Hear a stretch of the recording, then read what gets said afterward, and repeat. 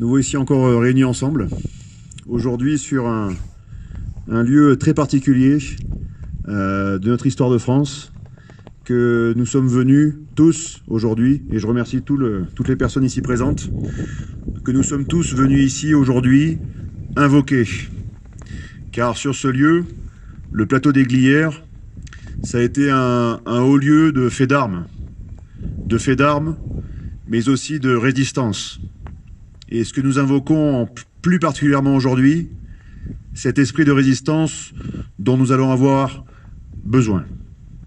Jadis, quand la France est tombée sous les coups de boutoirs nazis et qu'elle a été ensuite contrôlée, envahie, l'esprit de résistance a animé des Français qui sont partis tantôt à Londres, tantôt au Sahel, tantôt au Levant, tantôt au Sénégal, tantôt à Koufra.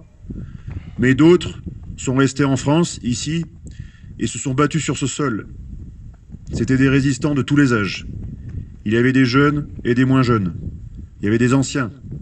Il y avait des militaires et il y avait des civils. C'est tout un peuple qui s'est réuni à ce moment-là pour incarner l'esprit de résistance et surtout en faire un instrument de combat. Pour se battre. Pas pour être spectateur, mais pour être acteur de sa liberté. Et ici, sur les Glières, ils se sont battus face à l'occupant nazi, mais qui aussi était lié aux forces vichistes, qui sont venus jadis sur ce plateau réduire la poche de tous les résistants, les maquisards, qui étaient plus de 465 à tenir ce lieu, successivement pendant des années, avec des figures emblématiques. Rappelons-nous par exemple le lieutenant Tom Morel. C'est ici aussi qu'il s'est battu. C'est ici que des Français se sont battus pour rester libres. Même si la puissance de l'époque conduisait à imaginer que l'occupation serait éternelle. Et beaucoup de Français l'ont pensé. Ils l'ont pensé jusqu'à collaborer. Ils l'ont pensé jusqu'à faire des actes de délation. Ils l'ont pensé jusqu'à trahir leurs frères et leurs sœurs d'armes et trahir leurs concitoyens. Mais dans cette trahison, ils ont avant tout trahi ce qu'ils incarnaient, la France et son esprit de liberté. Et aujourd'hui, nous y sommes. Plus de 70 ans plus tard, nous y voilà de nouveau. Ce ne sont plus des nazis qui sont venus avec des tanks, une idéologie funeste, des Stukas et des armées nous envahir. C'est autre chose. C'est un État profond, avec des méthodes nazies. Cet État profond, utilisant ces méthodes, est en train de réduire les dernières poches de liberté. Et ces poches, comme ici jadis cette poche de résistance, pourraient tomber demain. L'esprit des Glières, pourtant, existe toujours. Ils se sont battus, ils ont résisté, et plus de 70 ans plus tard, nous sommes ici encore pour l'invoquer. Pourquoi ?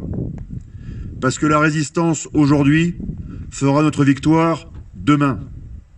Si les Français n'invoquent plus leur passé glorieux ou parfois beaucoup moins glorieux, mais ici leur passé glorieux et de courage, ils ne retrouveront pas justement ce courage nécessaire qui leur permettra de se battre.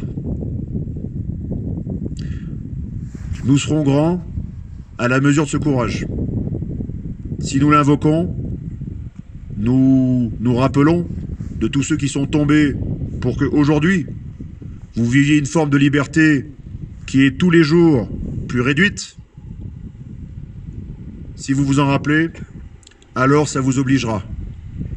Ça vous obligera à vous lever, ça vous obligera à vous réunir, ça vous obligera à vous battre. Et à ces conditions, vous aurez une chance de gagner, nous aurons une chance de gagner. Nous aurons une chance de gagner cette guerre qui est menée par l'État profond contre les peuples du monde, par l'État profond contre l'État-nation France. C'est aujourd'hui que ça se joue et c'est devant vous. Aussi aujourd'hui, depuis le plateau des Glières et de tous les points de France qui ont déjà résisté depuis des années et résisteront encore demain, invoquons cet esprit et gagnons la guerre. Vive la résistance et vive la France. Bravo Alexandre. Bravo. Merci.